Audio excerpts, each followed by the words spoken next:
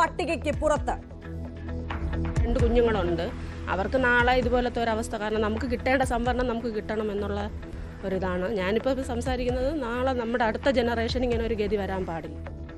ജോലി നേടിയവരെ കണ്ടെത്തണമെന്ന ആവശ്യം ശക്തം.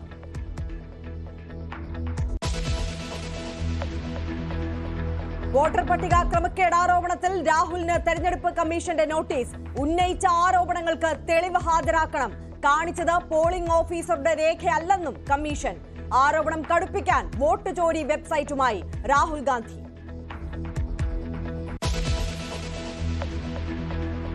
മദ്യവിൽപ്പനയ്ക്ക് ഓൺലൈൻ സംവിധാനം തേടി ബെവ്കോ. വിതരണത്തിന് സജ്ജമെന്ന് സർക്കാരിന് MDയുടെ ശുപാർശ. പദ്ധതിയോട് താൽപര്യമറിയിച്ച് സ്വിഗ്ഗി. സർക്കാർ പരിഗണനയിലില്ലെന്ന് MP രാജേഷ്.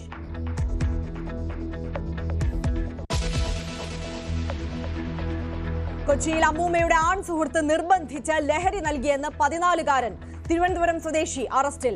ആലുവയിൽ വൻ കഞ്ചാവ് വേട്ട. 17 കിലോയുമായി 3 പേർ പിടിയിൽ.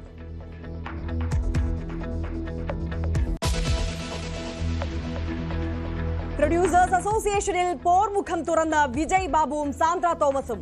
അർഹതയില്ലാത്ത സ്ഥാനത്തേക്ക് മത്സരിക്കാനാകില്ലെന്ന് വിജയ്. അന്തിമ തീരുമാനം കോടതി എടുക്കട്ടെ എന്നും FB പോസ്റ്റ്. ആർക്കോ വേണ്ടി ഓക്കാനിക്കരുതെന്ന് സാന്ദ്ര.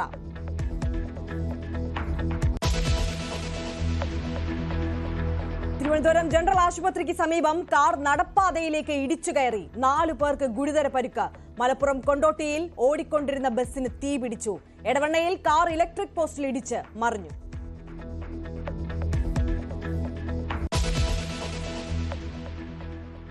വിശദമായി നോക്കാം. കർണാടക മുഖ്യ തെരഞ്ഞെടുപ്പ് ഓഫീസർ ലോക്സഭയിലെ പ്രതിപക്ഷ നേതാവ് രാഹുൽ ഗാന്ധിക്ക് നോട്ടീസ് അയച്ചു. 2024 ലോക്സഭാ തെരഞ്ഞെടുപ്പിൽ വോട്ടർ തട്ടിപ്പ് നടത്തിയെന്ന ആരോപണത്തിന് തെളിവുകൾ ആവശ്യപ്പെട്ടാണ് നോട്ടീസ്. ചിലർ 2 തവണ വോട്ട് ചെയ്തുവെന്ന രാഹുൽ ഗാന്ധിയുടെ വാദത്തിന് തെളിവ് നൽകാൻ ആവശ്യപ്പെട്ടിട്ടുണ്ട്. വിവരങ്ങളുമായി മനു ഭരത് നമുക്കൊപ്പം ചേരുകയാണ്. മനു, നമുക്കറിയാം എത്രത്തോളം ഗുരുതരമായ ആരോപണങ്ങളാണ് രാഹുൽ ഗാന്ധി ഉന്നയിച്ചിട്ടുള്ളത് എന്നുള്ളത്. പക്ഷേ തുടക്കം മുതൽ തന്നെ രാഹുലിന്റെ ആരോപണങ്ങളെല്ലാം ശുദ്ധ അസംബന്ധമാണ് എന്നുള്ള നിലപാടിൽ ഉറച്ചു നിൽക്കുകയായിരുന്നു തെരഞ്ഞെടുപ്പ് കമ്മീഷൻ. ഇപ്പോൾ ഇതാ 2ാം തവണ നോട്ടീസ് നൽകിയിരിക്കുകയാണ്. ഈ ആരോപണങ്ങൾ ഇത്തരത്തിൽ ഉന്നയിച്ചാൽ മാത്രം പോരാ, കൃത്യമായ തെളിവുകൾ ഹാജരാക്കണമെന്ന് പറഞ്ഞുകൊണ്ട് നോട്ടീസിൽ പറയുന്ന പ്രധാനപ്പെട്ട കാര്യങ്ങൾ അതെങ്ങനെയാണ് മനു? നോട്ടീസിൽ രാഹുൽ ഗാന്ധി ഉന്നയിച്ച ആരോപണങ്ങൾക്ക് കൃത്യമായ തെളിവ് നൽകണം എന്ന ആവശ്യം തന്നെയാണ് തെരഞ്ഞെടുപ്പ് കമ്മീഷൻ ഉന്നയിക്കുന്നത്. കഴിഞ്ഞ 7-ാം തീയതി നടന്ന ഈ വാർത്താ സമ്മേളനത്തെ സംബന്ധിച്ചുള്ള ചോദ്യങ്ങളാണ് പ്രധാനമായും ഉന്നയിച്ചിട്ടുള്ളത്. അതിൽ രാഹുൽ ഗാന്ധി ഷാകുൻ എന്ന ഒരു സ്ത്രീ നടത്തിയ 2 വോട്ടുകളെക്കുറിച്ച് പ്രതിപാദിക്കുന്നുണ്ട്. അങ്ങനെ ഒരു സംഭവം ഉണ്ടായിട്ടില്ല. ഈ ഷാകുൻ റാണി 2 തവണ വോട്ട് ചെയ്തതിൻ്റെ തെളിവ് ഉണ്ടെങ്കിൽ അത് ഹാജരാക്കണം എന്ന് തെരഞ്ഞെടുപ്പ് കമ്മീഷൻ വ്യക്തമാക്കുന്നു. ഒപ്പം തന്നെ രാഹുൽ നൽകിയിട്ടുള്ള രേഖകൾ പോളിംഗ് ഓഫീസറുടേതല്ല. സ്വാഭാവികമായും അപ്പോൾ ഇങ്ങനെയുള്ള ആരോപണങ്ങൾ ഉന്നയിച്ച് രാഹുൽ ഗാന്ധി ഇത് സംബന്ധിച്ച വിശദമായ തെളിവുകൾ നൽകണം എന്ന് 5 പോയിന്റുകളായി മാർക്ക് ചെയ്താണ് നൽകിയിട്ടുള്ളത്. 2 തവണ ഈ ഷാകുൻ റാണി വോട്ട് ചെയ്തു എന്ന് തെളിയിക്കുന്ന രേഖ എന്താണ് എന്ന് തെരഞ്ഞെടുപ്പ് കമ്മീഷൻ ചോദിക്കുന്നു. അപ്പോൾ സ്വാഭാവികമായും രാഹുൽ ഗാന്ധി ഉന്നയിക്കുന്ന ആക്ഷേപങ്ങൾ അംഗീകരിക്കുന്നില്ല എന്ന നിലപാടിൽ തന്നെയാണ് തെരഞ്ഞെടുപ്പ് കമ്മീഷൻ. പക്ഷേ കോൺഗ്രസ് ആകട്ടെ പ്രതിഷേധം ശക്തമാക്കുന്നു. നാളെ ഈ പാർലമെൻറ്റിൽ നിന്ന് തെരഞ്ഞെടുപ്പ് കമ്മീഷനിലേക്ക് മാർച്ച് സംഘടിപ്പിക്കുന്നു. വൈകുന്നേരം മല്ലികാർജ്ജുൻ ഖാർഗെ ഇന്ത്യ ബ്ലോക്കിലെ അംഗങ്ങൾക്ക് ഒരു വിരുന്നൊരുക്കുന്നുണ്ട്. സ്വാഭാവികമായും ഈ സമ്മർദ്ദം ഈ വിഷയം ഉന്നയിച്ചുകൊണ്ടുള്ള പ്രതിഷേധം കൂടുതൽ ശക്തമാക്കാൻ തന്നെയാണ് കോൺഗ്രസ് മുന്നോട്ട് നീങ്ങുന്നത്. ബീഹാർ തെരഞ്ഞെടുപ്പ് മുന്നിൽ കണ്ടുകൊണ്ട് വലിയ ഒരു ക്യാമ്പയിൻ ആരംഭിക്കാനുള്ള നീക്കവും കോൺഗ്രസിൻ്റെ ഭാഗത്തു നിന്ന് ഉണ്ടാകുന്നു. മനു, നമുക്കറിയാം ഈ നേരത്തെ സൂചിപ്പിച്ചതുപോലെ തന്നെ ഈ രാഹുലിന്റെ ആരോപണങ്ങൾ വ്യാജമെന്ന് തെളിയിക്കാൻ ഇലക്ഷൻ കമ്മീഷൻ നിരന്തരം ശ്രമിച്ചുകൊണ്ടിരിക്കുന്നു. അത്തരത്തിൽ അതുമായി ബന്ധപ്പെട്ട് തന്നെ വേണം നമുക്ക് ഈ നിരന്തരം നോട്ടീസ് നൽകുന്ന വിഷയത്തിനെ കാണുവാനും. പക്ഷേ അതിനപ്പുറം ഇപ്പോൾ രാഹുൽ ഉന്നയിച്ച ആരോപണങ്ങൾ പലതരത്തിൽ രാജ്യത്ത് ആകമാനം ചർച്ചയാകുന്നുണ്ട്. കേന്ദ്രം ഇതിന് കൃത്യമായ മറുപടി നൽകിയിട്ടില്ലെങ്കിൽ പോലും പല ദേശീയ മാധ്യമങ്ങളും മറ്റും സ്വമേധയാ നടത്തിയിട്ടുള്ള അന്വേഷണാത്മക റിപ്പോർട്ടിലടക്കം ഇത്തരത്തിൽ രാഹുൽ പറഞ്ഞ കാര്യം, അതായത് ഒരു റൂമിൽ അല്ലെങ്കിൽ ഒരു മുറിയിൽ, ഒരൊറ്റമുറി വീട്ടിൽ 80 വോട്ടർമാരുണ്ടായിരുന്നു എന്നതടക്കമുള്ള ആരോപണങ്ങളിലെ പല കാര്യങ്ങളും ശരിയാണ് എന്ന് തെളിയിക്കുന്ന പല വിഷയങ്ങളും മുന്നോട്ട് വന്ന് നിൽക്കുന്ന ഒരു സാഹചര്യമാണ് നമുക്ക് മുന്നിലുള്ളത്. അപ്പോൾ ഈ പശ്ചാത്തലത്തിലും ഇത്തരത്തിൽ രാഹുൽ പറയുന്നത് തെറ്റാണ് എന്ന് നിരന്തരം ആവർത്തിക്കാൻ ഇലക്ഷൻ കമ്മീഷൻ ശ്രമിക്കുമ്പോൾ ഇനി ഏതൊക്കെ തരത്തിൽ ഈ വിഷയത്തെ മുന്നോട്ട് കൊണ്ടുപോകാനാണ് കോൺഗ്രസ് ആലോചിക്കുന്നത്? ഇപ്പം ഒരു പുതിയ വെബ്സൈറ്റ് കൂടി ആരംഭിച്ചിട്ടുണ്ട് ഈ ഒരു വിഷയം കൂടുതൽ ജനങ്ങളിലേക്ക് എത്തിക്കുവാൻ വേണ്ടി. ഇനി കോൺഗ്രസിന്റെ നീക്കങ്ങൾ അതെങ്ങനെയാണ്? ഇതിൽ പ്രധാനമായും BJP ഒരു നിലപാട് സ്വീകരിക്കുന്നത് തെരഞ്ഞെടുപ്പ് കമ്മീഷനാണ് തെരഞ്ഞെടുപ്പ് നടത്തേണ്ടത്, അതിൻ്റെ ഉത്തരവാദിത്വം തെരഞ്ഞെടുപ്പ് കമ്മീഷനാണ്, അതിന് ആരോപണങ്ങളുണ്ടെങ്കിൽ അത് മറുപടി പറയേണ്ടതും തെരഞ്ഞെടുപ്പ് കമ്മീഷനാണ്. രാഹുൽ ഗാന്ധി ഇത്തരത്തിൽ തെരഞ്ഞെടുപ്പ് കമ്മീഷനെ വിശ്വസിക്കുന്നില്ലെങ്കിൽ അദ്ദേഹത്തിന് കിട്ടിയ സ്ഥാനം രാജിവെക്കണം എന്നാണ് BJP വക്താക്കൾ കഴിഞ്ഞ ദിവസം വ്യക്തമാക്കിയത്. ആ നിലപാടിലാണ് BJP നിൽക്കുന്നത്. അതേസമയം കോൺഗ്രസ് ആകട്ടെ BJPയും തെരഞ്ഞെടുപ്പ് കമ്മീഷനും സംയുക്തമായി ചേർന്നാണ് ഈ വലിയ തെരഞ്ഞെടുപ്പ് കൊള്ള നടത്തിയത് എന്ന ആരോപണമാണ് ശക്തമായി ഉന്നയിക്കുന്നത്. അപ്പോൾ സ്വാഭാവികമായും BJPയുടെ താല്പര്യാർത്ഥമാണ് തെരഞ്ഞെടുപ്പ് കമ്മീഷൻ ഈ നീക്കങ്ങൾ നടത്തിയത് എന്ന ആരോപണമാണ് ഉന്നയിക്കുന്നത്. ആദ്യഘട്ടത്തിൽ തന്നെ തെരഞ്ഞെടുപ്പ് കമ്മീഷൻ ഈ വാദങ്ങൾ തള്ളുന്നു. സ്വാഭാവികമായും എന്തെങ്കിലും തെളിവുണ്ടെങ്കിൽ അത് പൊതുനിരത്തിൽ പറയുന്നതിന് മുന്നേ തെരഞ്ഞെടുപ്പ് കമ്മീഷന് അത് സംബന്ധിച്ച തെളിവുകളോ പരാതികളോ നടപടി സ്വീകരിക്കുന്നതിനായി നൽകണം എന്നാണ് തെരഞ്ഞെടുപ്പ് കമ്മീഷൻ ആവശ്യപ്പെടുന്നത്. അങ്ങനെ നൽകാത്തൊരു സാഹചര്യത്തിൽ രാജ്യത്തോട് രാഹുൽ ഗാന്ധി മാപ്പ് പറയണം എന്ന ഒരു ആവശ്യവും കഴിഞ്ഞ ദിവസം തെരഞ്ഞെടുപ്പ് കമ്മീഷൻ മുന്നോട്ട് വച്ചിരുന്നു. പക്ഷേ രാഹുൽ ഗാന്ധി ഒരു വലിയ മെമ്മറാണ്ടം ഇത് സംബന്ധിച്ച് കൊടുക്കും എന്ന്, അല്ലെങ്കിൽ അതിൻ്റെ തെളിവുകൾ നൽകും എന്നൊരു പ്രതീക്ഷയുണ്ടായിരുന്നു. പക്ഷേ DK ശിവകുമാർ ഒരു പരാതി നൽകിയിട്ടുണ്ട്. അപ്പോൾ ഇത് സംബന്ധിച്ച് രാഹുൽ ഉന്നയിച്ച ആരോപണങ്ങളെ സംബന്ധിച്ചുള്ള തെളിവുകൾ നൽകേണ്ടത് രാഹുലിൻ്റെ ഉത്തരവാദിത്വം. പക്ഷേ കോൺഗ്രസ് വലിയ പ്രതിഷേധത്തിന് തയ്യാറെടുക്കുന്നു. കോൺഗ്രസ് നാളെ മാർച്ച് തെരഞ്ഞെടുപ്പ് കമ്മീഷനിലേക്ക് നടത്തുന്നു. ഒപ്പം വൈകുന്നേരം ഒരു പ്രത്യേക വിരുന്നൊരുക്കി മല്ലികാർജ്ജുൻ ഖാർഗെ ഇന്ത്യ മുന്നണിയിലെ മറ്റ് ഘടകകക്ഷികളുമായി ഈ വിഷയം ചർച്ച ചെയ്യും. ബീഹാർ തെരഞ്ഞെടുപ്പ് മുന്നിലുണ്ട്. അവിടെ ഈ സ്പെഷ്യൽ ഇൻറ്റൻസീവ് റിവിഷൻ തെരഞ്ഞെടുപ്പ് കമ്മീഷൻ വ്യക്തമാക്കുന്ന ഒരു സാഹചര്യത്തിൽ അതിൽ ഉള്ള പ്രശ്നങ്ങളെ ചൂണ്ടിക്കാണിക്കും. ബീഹാറിൽ ഇത്തരത്തിൽ വ്യാജ വോട്ടുകൾ ചേർക്കാനോ ഉള്ള കോൺഗ്രസ് വോട്ടുകൾ വെട്ടിക്കളയാനോ നീക്കം നടക്കുന്നുണ്ടോ എന്നതിനെ സംബന്ധിച്ചുള്ള ഒരു പരിശോധനയുണ്ടാകും. നേരത്തെ ശരത് പവാറിനെ പോലുള്ള നേതാക്കൾ ഒരു കാര്യം വ്യക്തമാക്കിയിരുന്നു. മഹാവികാസ് അഘാഡി കഴിഞ്ഞ മഹാരാഷ്ട്ര തെരഞ്ഞെടുപ്പിൽ കുറെ കൂടെ ജാഗ്രത പാലിക്കേണ്ടതായിരുന്നു.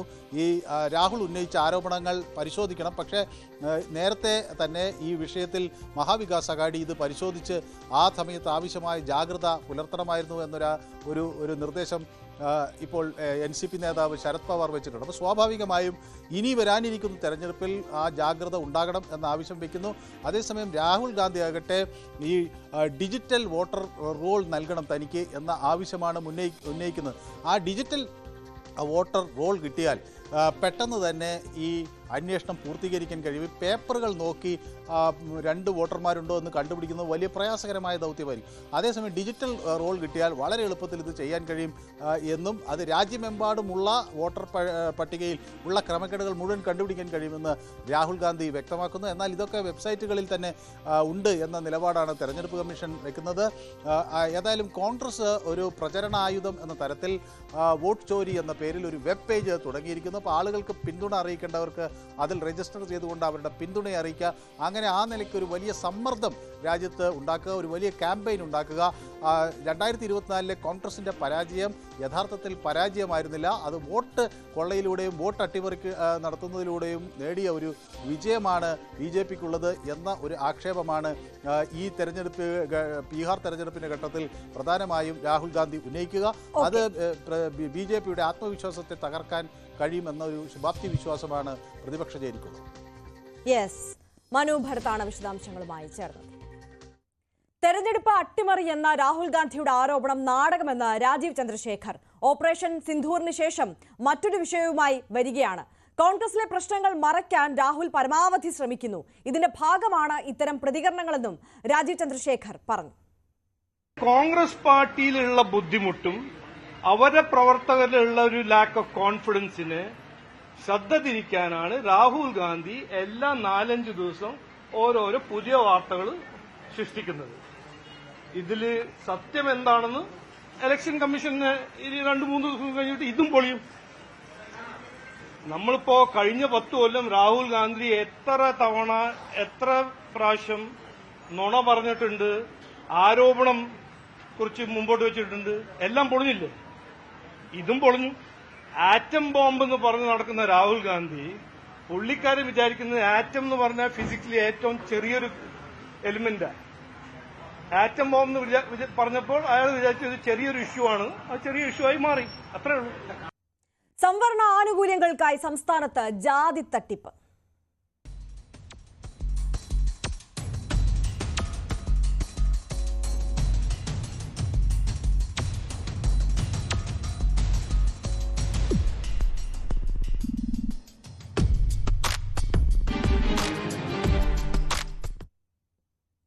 സംവരണ ആനുകൂല്യങ്ങൾക്കായി സംസ്ഥാനത്ത് വ്യാപക ജാതിമാറ്റ തട്ടിപ്പ്. ലത്തീൻ കത്തോലിക്ക സർട്ടിഫിക്കറ്റ് നേടിയെടുക്കുന്നത് വ്യവസ്ഥകൾ ദുരുപയോഗം ചെയ്ത് രൂപത അധികൃതരുടെ ഒത്താശയോടെ വർഷങ്ങളായി നൂറുകണക്കിന് പേരാണ് ജാതി മാറിയിട്ടുള്ളത്.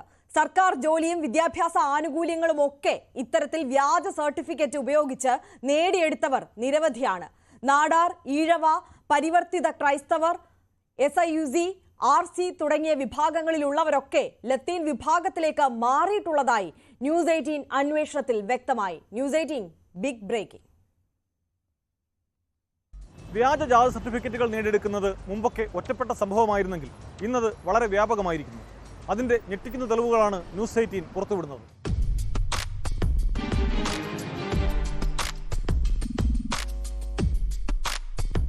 ഹിന്ദു ക്രിസ്ത്യൻ വിശ്വാസികളായ നാടാർ ജാതിക്കാരാണ് ലത്തീൻ കത്തോലിക്ക സർട്ടിഫിക്കറ്റ് വാങ്ങുന്നവരിലേറെയും. SIUC, RC, ഈഴവ വിഭാഗത്തിലുള്ളവരും സർട്ടിഫിക്കറ്റുകൾ നേടിയെടുക്കുന്നു.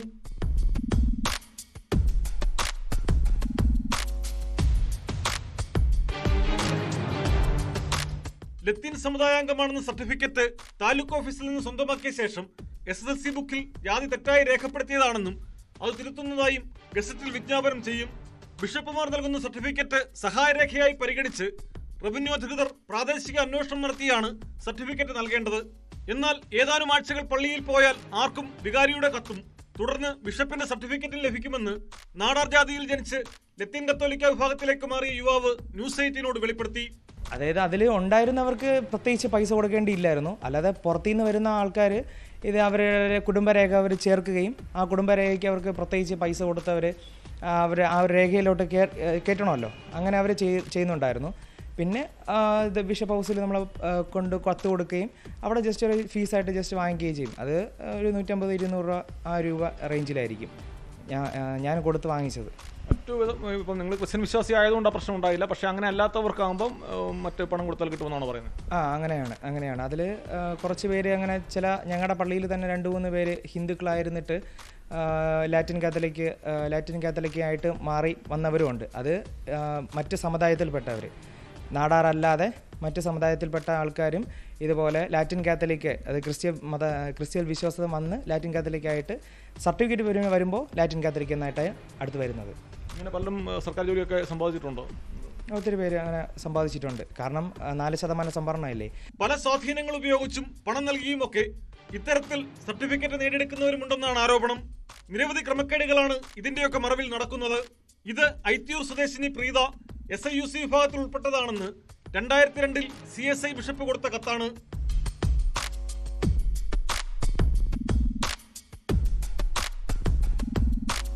ഇനി ഈ കത്ത് നോക്കൂ.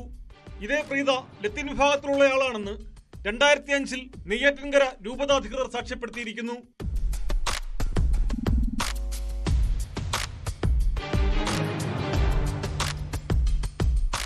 SIUCക്ക് 1% തൊഴിൽ സംവരണമെങ്കിൽ ലത്തീൻ കത്തോലിക്കയ്ക്ക് അത് 4%. അതാണ് ഈ മാറ്റത്തിന് കാരണം. 2 സർട്ടിഫിക്കറ്റുകളും സ്വന്തമാക്കി PSC നടത്തുന്ന ജില്ലാതല നിയമനങ്ങൾക്ക് തരം പോലെ ഉപയോഗിക്കുന്നവരുമുണ്ടെന്നാണ് വിവരം. ലത്തീൻ കത്തോലിക്കരിൽ മുക്കുവ, നാടാർ, ഈഴവ, പരവ തുടങ്ങിയ വിഭാഗങ്ങളും ഉൾപ്പെട്ടിട്ടുണ്ട്. അതിന്റെ മറപിടിച്ചാണ് ഇപ്പോഴും സമുദായ സർട്ടിഫിക്കറ്റുകൾ യഥേഷ്ടം നൽകുന്നത്. മുമ്പ് സ്കൂൾ സർട്ടിഫിക്കറ്റുകളിൽ ഉപജാതിയും രേഖപ്പെടുത്തിയിരുന്നെങ്കിൽ പിന്നീട് അത് ഒഴിവാക്കിയത് ഫലത്തിൽ തട്ടിപ്പിനാണ് വഴിയൊരുക്കുന്നത്.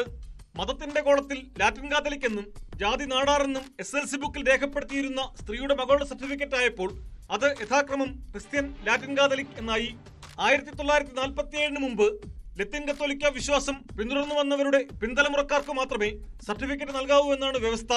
എന്നാൽ 2012 സർക്കാർ ഇറക്കിയ നിർദ്ദേശത്തിലെ അവ്യക്തത മറയാക്കിയാണ് ജാതിമാറ്റ തട്ടിപ്പ് നടക്കുന്നത്. പരമ്പരാഗത മത്സ്യത്തൊഴിലാളി കുടുംബങ്ങളിൽ നിന്നുള്ളവർക്ക് ആനുകൂല്യങ്ങൾ നഷ്ടമാകാനും ഇത് കാരണമാകുന്നു. സംവരണാർഹതയുള്ള മറ്റു ചില സമുദായങ്ങളിലുള്ളവർ നോൺ ക്രീമി ലെയർ സർട്ടിഫിക്കറ്റിനായും ജാതി മാറുന്നുണ്ട്. കേന്ദ്ര സർക്കാർ നടത്താനിരിക്കുന്ന ജാതി സെൻസസിനെ പോലും ബാധിക്കുന്നതാണ് സംസ്ഥാനത്ത് ചില മേഖലകളിൽ വ്യാപകമായി നടക്കുന്ന ജാതിമാറ്റം. നിയമത്തിലെ പഴുതുകൾ ദുരുപയോഗം ചെയ്ത് സമുദായം മാറി സംവരണാനുകൂല്യം തട്ടിയെടുക്കുമ്പോൾ അട്ടിമറിക്കപ്പെടുന്നത് ഭരണഘടന വിഭാവനം ചെയ്യുന്ന സാമൂഹ്യനീതി എന്ന അടിസ്ഥാന ആശയമാണ്. ഇക്കാര്യത്തിൽ വിശദമായ അന്വേഷണം നടത്താനും കുറ്റക്കാരെ നിയമത്തിന് മുമ്പിൽ കൊണ്ടുവരാനും സർക്കാർ തയ്യാറാകേണ്ടിയിരിക്കുന്നു. തിരുവനന്തപുരത്ത് നിന്നും ക്യാമറാമാൻ സി വിനോദിനൊപ്പം പ്രദീപ് സി നിർബൺ, ന്യൂസ് 18. മാറി മാറി വന്ന സർക്കാരുകൾ വിവിധ കാലങ്ങളിൽ എടുത്ത തീരുമാനങ്ങളാണ് വ്യാപകമായ ജാതി മാറ്റത്തിനും സംവരണ തട്ടിപ്പിനും വഴിയൊരുക്കിയത്. ഹിന്ദു നാടാർ വിഭാഗത്തിലുള്ള നിരവധി പേർ ആനുകൂല്യങ്ങൾ ലഭിക്കുന്നതിനായി ലത്തീൻ സർട്ടിഫിക്കറ്റ് സ്വന്തമാക്കുന്നതായി അച്ചടി വകുപ്പ് ഡയറക്ടർ 2009 തന്നെ സർക്കാരിന്റെ ശ്രദ്ധയിൽപ്പെടുത്തിയതാണ്. ഇതേ തുടർന്ന് 2010 വ്യവസ്ഥകൾ കർശനമാക്കിയെങ്കിലും 2012 ഭേദഗതി ഉത്തരവാണ് ഇപ്പോഴും പ്രധാനമായും ദുരുപയോഗം ചെയ്യുന്നത്. 1947 മുമ്പ് ലത്തീൻ വിശ്വാസം പിന്തുടരുന്നവരുടെ പിന്മുറക്കാർക്കേ സർട്ടിഫിക്കറ്റ് നൽകാവൂ എന്ന വ്യവസ്ഥയിൽ ഇളവ് വരുത്തണമെന്നാണ് നെയ്യാറ്റിൻകര രൂപതയുടെ ആവശ്യം. എന്നാൽ ഇത് കൂടുതൽ പേരുടെ ജാതി മാറ്റത്തിന് വഴിയൊരുക്കുമെന്ന് വിവിധ സംഘടനകൾ ചൂണ്ടിക്കാട്ടുന്നു.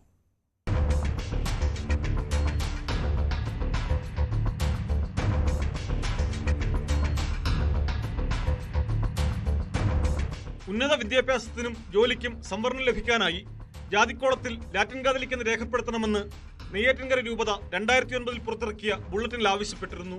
ഇതേ തുടർന്ന് പ്രദേശത്തുള്ള നിരവധി പേർ ലത്തീൻ സർട്ടിഫിക്കറ്റ് നേടി. ഗസ്റ്റ് വിജ്ഞാപനത്തിനായുള്ള തിരക്ക് ശ്രദ്ധയിൽപ്പെട്ടതോടെയാണ് ഇക്കാര്യത്തിൽ ക്രമക്കേട് നടക്കുന്നതായി സംശയമുണ്ടെന്ന് അച്ചടി വകുപ്പ് ഡയറക്ടർ സർക്കാരിനെ അറിയിച്ചത്. തുടർന്ന് 2010 സർക്കാർ ഇറക്കിയ ഉത്തരവിൽ 1947 മുമ്പ് ലത്തീൻ സഭാ വിശ്വാസികളായി ചേർന്നവർക്കും പിന്മുറക്കാർക്കുമേ സമുദായ സർട്ടിഫിക്കറ്റ് നൽകാൻ പാടുള്ളൂവെന്ന് വ്യവസ്ഥ ചെയ്തു. 2011 ഇത് സംബന്ധിച്ച ഉത്തരവിറങ്ങി. എന്നാൽ ബന്ധപ്പെട്ട ബിഷപ്പുമാർ നൽകുന്ന സർട്ടിഫിക്കറ്റ് റവന്യൂ അധികൃതർ സഹായരേഖയായി പരിഗണിക്കണമെന്ന് 2012 സർക്കാർ വീണ്ടും ഉത്തരവിറക്കി. അതിനുശേഷം വ്യാപകമായ ജാതിമാറ്റം നടന്നതോടെ 2016 സർക്കാർ ഇത് സംബന്ധിച്ച് നിർദ്ദേശമിറക്കിയെങ്കിലും വേണ്ടത്ര ഫലം ചെയ്യുന്നതായിരുന്നില്ല. 1947 എന്ന നിബന്ധന പൂർണ്ണമായി എടുത്തുകളയണമെന്നാണ് നെയ്യാറ്റിൻകര രൂപത അടുത്തിടെ ആവശ്യപ്പെട്ടത്. അങ്ങനെ വന്നാൽ കൂടുതൽ വ്യാപകമായി ജാതിമാറ്റം നടക്കുമെന്നും പരമ്പരാഗത മത്സ്യത്തൊഴിലാളികളുടെ സംവരണാനുകൂല്യം കൂടുതൽ നഷ്ടമാകുമെന്നും സമുദായത്തിലുള്ളവർക്ക് തന്നെ ആശങ്കയുണ്ട്. വില്ലേജ് ഓഫീസർ കണ്ണടച്ചുകൊണ്ട് എഴുതി കൊടുക്കുകയാണ്. കാരണം ബിഷപ്പിൻ്റെ കത്തിരിക്കുകയാണ്. ആ കത്തിരിക്കുന്നത് കൊണ്ട് അവർക്ക് കണ്ണടച്ച് അവർക്ക് എഴുതി കൊടുക്കാം. അപ്പോൾ ഞങ്ങൾ പറഞ്ഞ ബിഷപ്പിൻ്റെ ഇങ്ങനെയുള്ള ഇത് പാടില്ല. വില്ലേജ് ഓഫീസർ അത് അന്വേഷിക്കണം. അന്വേഷിച്ച് അത് യഥാർത്ഥം ലത്തീൻ കത്തോലിക്കനാണോ എന്നുള്ളത് ആണോ എന്ന് അന്വേഷിച്ചിട്ട് വേണം നിങ്ങൾ ജാതി സർട്ടിഫിക്കറ്റ് കൊടുക്കേണ്ടത്. വ്യാപകമായി മാറിയിട്ടുണ്ട്. പല MBBS സീറ്റ് വരെ അവർ നേടിയിട്ടുണ്ട്. മത്സ്യത്തൊഴിലാളിയുടെ മക്കൾ നേരത്തെ നമ്മളൊക്കെ SLC പഠിക്കുന്ന സമയത്ത് നമ്മുടെ SLC ബുക്കിലുണ്ട് LC മുക്കുക എന്നുള്ളതാണ്. ഇപ്പോൾ ആ മുക്കുക എന്നുള്ളത് അവോയ്ഡ് ചെയ്തു. LC മാത്രമാണ്. LC മുക്കുക എന്നുള്ളത് അത് അംഗീകരിക്കപ്പെടുകയും ഞങ്ങൾക്ക് കിട്ടേണ്ട സംവരണം നമുക്ക് കിട്ടുകയും വേണം. വന്ന ഒരു മതം മാറുമ്പോൾ LC ആവുന്നു. ലാത്തിൻ കത്തോലിക്കരായതിനു ശേഷം നമ്മുടെ സംവരണം അവർക്ക് കിട്ടുന്നു. അത് കഴിഞ്ഞിട്ട് ഇവർ പിന്നെ ഈ പള്ളികളിൽ കാണത്തില്ല. അവർ ജോലിയായി അവർ പിന്നെയും തിരിച്ചു പോകുന്നുള്ളതാണ് ഏറ്റവും വലിയ വ്യക്തത. വളരെ ആസൂത്രിതമായാണ് ജാതിമാറ്റം നടത്തുന്നതെന്നാണ് നാടാർ സംഘടനയായ VSDPയുടെ ആരോപണം. പള്ളിയിലെ അച്ഛൻ കുടുംബരേഖയിൽ എഴുതി ചേർക്കും. അത് ഹിന്ദു ആയിട്ടിരിക്കുന്ന ഒരാളായിരിക്കാം, അല്ലെങ്കിൽ 1% കിട്ടുന്ന ക്രിസ്ത്യാനി ആയിരിക്കാം. ഓടി ചെല്ലുമ്പോൾ അവരെ ബുക്കിൻ്റെ ഇടയിൽ പതുക്കെ അവരെ കയ്യിരിക്കുന്ന ബുക്കാണ്, സർക്കാർ പരിശോധിക്കുന്ന ബുക്കല്ല, അതിൽ എഴുതി ചേർക്കും ഇതാ ഇന്നയാൾ. അത് ഉടനെ തന്നെ അവർ അതും കൊണ്ട് ബിഷപ്പ് ഹൗസിൽ പോകുമ്പോൾ ഉടനെ തന്നെ അടിച്ച് കൈ കൊടുക്കുകയാണ് സർട്ടിഫിക്കറ്റ്. 1947 മുമ്പുള്ളവർക്കേ കൊടുക്കാവൂ. ഈ നെയ്യാറ്റിൻകര രൂപതകളിൽ 1947 മുമ്പ് ലാത്തിൻ കത്തോലിക്ക എത്ര കുടുംബമുണ്ട്? 1947 മുമ്പ് ഉള്ളത് ഈ രൂപതയുടെ കീഴിൽ എത്ര പള്ളിയുണ്ട്? ഇപ്പോൾ 3 ലക്ഷം പേര് ഇങ്ങോട്ടായിട്ടുണ്ട് എന്ന് പറയുമ്പോൾ അവർ ഔദ്യോഗികമായിട്ട് 2.5 ലക്ഷം പറയുന്നു. അപ്പോൾ ഇപ്പോൾ സെൻസസ് വരാൻ പോവുകയാണ്. സെൻസസ് വരുമ്പോൾ നാടാരുടെ എണ്ണം എവിടെ കാണും? ഈ 3 ലക്ഷം പേര് ലാത്തിൻ കത്തോലിക്കാവും. ഔദ്യോഗിക രേഖകളിൽ വീണ്ടും മുക്കുവ എന്ന പദം പുനഃസ്ഥാപിക്കണമെന്നും സംവരണം തട്ടിയെടുക്കാനുള്ള ജാതിമാറ്റം അനുവദിക്കരുതെന്നും KLCA മുൻ സംസ്ഥാന വൈസ് പ്രസിഡന്റ് ആൻഡ്രോ മേഴ്സിലിന് ആവശ്യപ്പെട്ടു. അത് കുറേ കാലം കൊണ്ട് ഈ സംവരണാനുകൂല്യം തട്ടിപ്പറിക്കാൻ ഇതിലെ ഉപവിഭാഗങ്ങൾ പലരും ശ്രമിച്ചുകൊണ്ടിരിക്കുകയാണ്. അങ്ങനെ തട്ടിക്കൊണ്ടിരിക്കുകയാണ്. അതിന് കൂട്ടുകെട്ട് ഭൂരിപക്ഷം വൈദികരും ബിഷപ്പ്മാരും അതിന് ചായ്വുണ്ട്. അവർക്ക് സഭയിൽ ആളെ തലയെണ്ണം കൂട്ടണം, ജനപ്പെരുപ്പം ഉണ്ടാക്കണം, ഞങ്ങളുടെ സഭയിൽ ഇത്ര ആൾക്കാർ ഉണ്ട് എന്ന് വരുത്തി തീർക്കണം. അതിനു വേണ്ടിയുള്ള ഒരു ശ്രമമാണ് നടക്കുന്നത്. അതേസമയം മുമ്പ് വിദ്യാഭ്യാസപരമായും മറ്റും ഏറെ പിന്നാക്കമായിരുന്ന ലത്തീൻ കത്തോലിക്ക വിഭാഗത്തിന് 1947 മുമ്പുള്ള രേഖകൾ ലഭ്യമാക്കുക എളുപ്പമല്ലെന്നും വാദമുണ്ട്. ലത്തീൻ കത്തോലിക്ക വിഭാഗത്തിന് സർക്കാർ സർവീസിൽ അർഹമായ പ്രാതിനിധ്യം ലഭിച്ചിട്ടില്ലെന്ന് നരേന്ദ്രൻ കമ്മീഷൻ റിപ്പോർട്ടിൽ വ്യക്തമാക്കിയിരുന്നു. എന്തായാലും സമുദായത്തിൽ അംഗസംഖ്യ വർദ്ധിപ്പിക്കാനുള്ള ശ്രമങ്ങൾ അർഹതപ്പെട്ടവരുടെ ആനുകൂല്യങ്ങൾ കൂടുതൽ നഷ്ടമാകാനിടയാക്കുമെന്നത് വസ്തുതയാണ്. Pradeep C Nedumon, news 18, Thiruvananthapuram. സമുദായ അംഗങ്ങളുടെ അംഗസംഖ്യ പെരുപ്പിക്കാനും മറ്റുമായി യഥേഷ്ടം ലത്തീൻ സർട്ടിഫിക്കറ്റുകൾ നൽകുമ്പോൾ അതിന് പ്രധാനമായും ഇരകളാക്കപ്പെടുന്നത് പരമ്പരാഗത മത്സ്യത്തൊഴിലാളി കുടുംബങ്ങളിൽ ഉള്ളവരാണ്. സാമ്പത്തികമായും വിദ്യാഭ്യാസപരമായും മുന്നിൽ നിൽക്കുന്നവർ ജാതി മാറി സംവരണ ആനുകൂല്യം തട്ടിയെടുക്കുന്നതിനെ പറ്റിപ്പോലും തീരവാസികളായ പലർക്കും അറിയില്ല. പ്രതിസന്ധികളോട് പടവെട്ടി എഞ്ചിനീയറിംഗ് ബിരുദം നേടിയ പൂവാർ സ്വദേശിനി വിജയമേരി ഇന്ന് ജീവിക്കാനായി ചെറിയ കട നടത്തുകയാണ്. ഇത്തരത്തിൽ നിരവധി പേർ തീരമേഖലയിലുണ്ട്.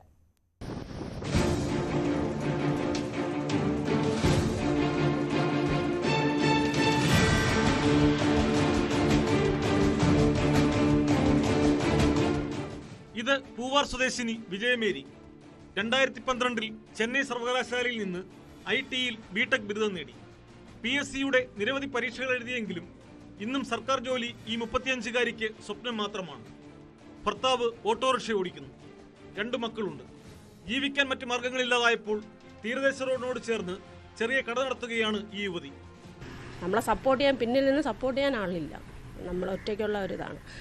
എൻ്റെ കുടുംബത്തിൽ തന്നെ പെണ്ണുങ്ങളായിട്ട് പഠിച്ചതും ആരുമില്ല. ഞാൻ തന്നെയാണ് 10ാം ക്ലാസ് കഴിഞ്ഞ തന്നെ. അപ്പോൾ അതിൻ്റെയൊക്കെ കുറേ ബുദ്ധിമുട്ട്.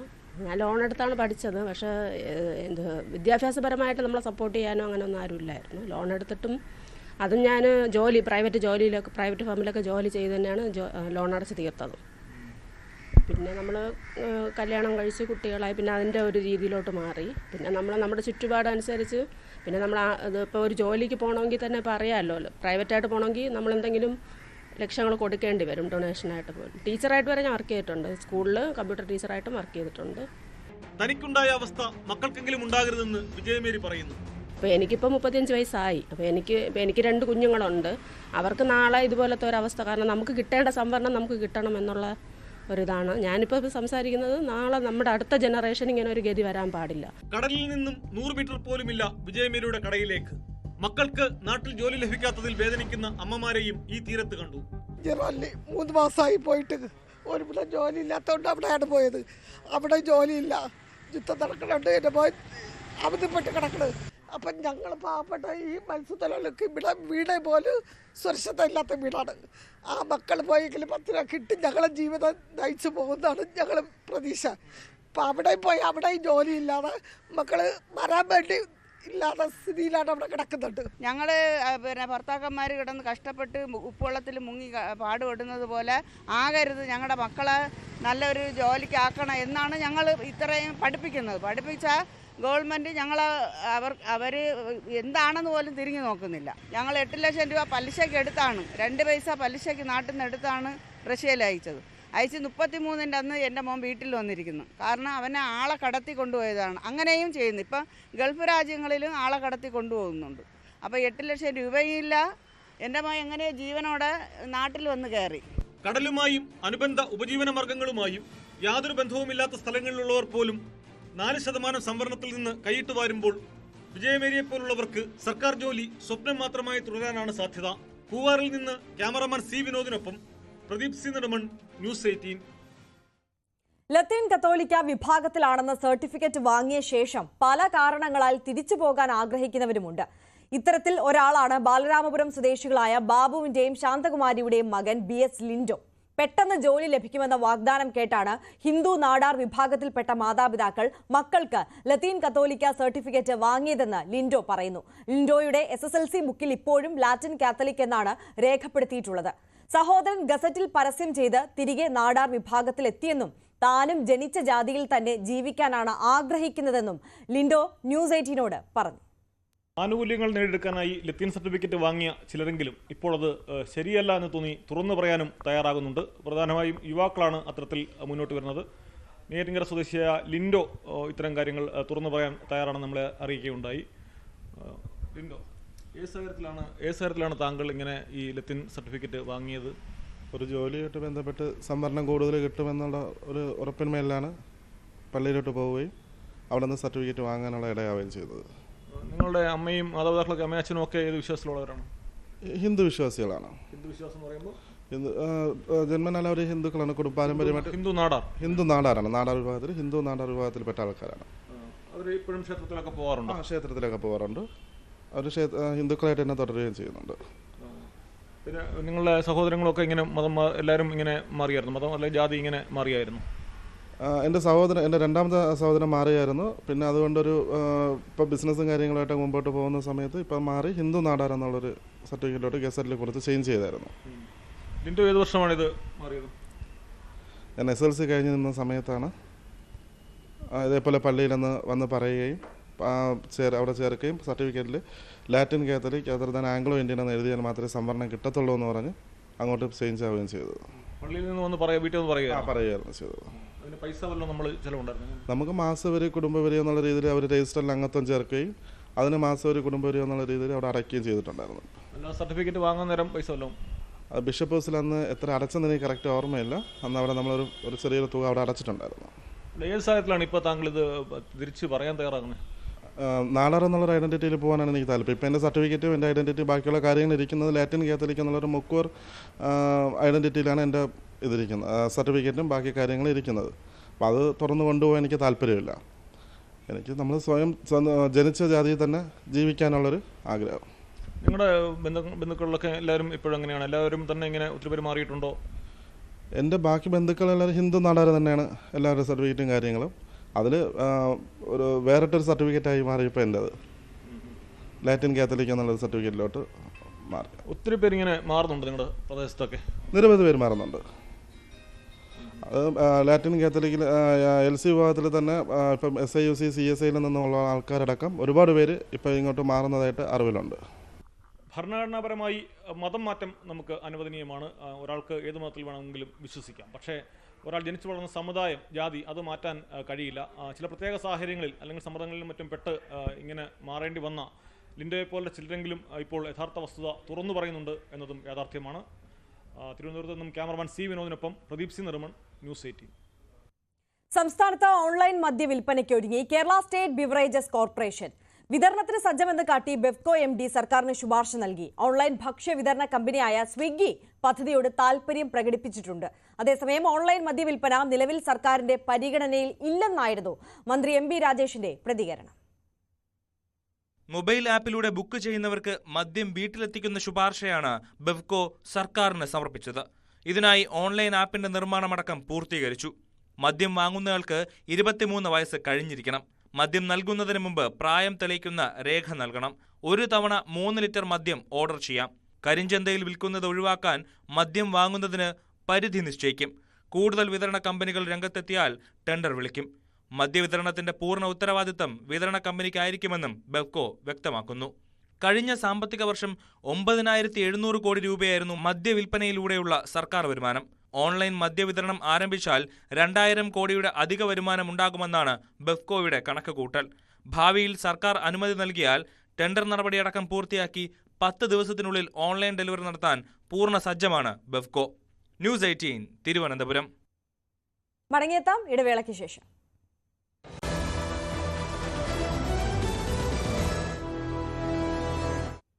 വാർത്തകളിലേക്ക്. ഓപ്പറേഷൻ സിന്ദൂറിന്റെ വിജയത്തിന് പിന്നിൽ മേക്ക് ഇൻ ഇന്ത്യ എന്ന പ്രധാനമന്ത്രി നരേന്ദ്രമോദി. രാജ്യത്തെ സാങ്കേതിക വിദ്യയുടെ വിജയമാണ് കണ്ടത്. അതിർത്തി കടന്ന് കിലോമീറ്ററുകൾ അപ്പുറമുള്ള തീവ്രവാദികളുടെ ഒളിത്താവളങ്ങൾ തകർക്കാൻ നമ്മുടെ സേനയ്ക്കായി. ഇന്ത്യയുടെ പുതിയ മുഖം ലോകത്തെ കാണിക്കാൻ നമ്മുടെ സേനയ്ക്ക് കഴിഞ്ഞെന്നും നരേന്ദ്രമോദി പറഞ്ഞു. അതേസമയം വോട്ടർ പട്ടികയിൽ രാഹുൽ ഗാന്ധി ഉന്നയിച്ച ആരോപണങ്ങൾക്ക് പ്രധാനമന്ത്രി മറുപടി പറഞ്ഞില്ല. ऑपरेशन सिंदूर के बाद मैं पहली बार बेंगलुरु आया हूं।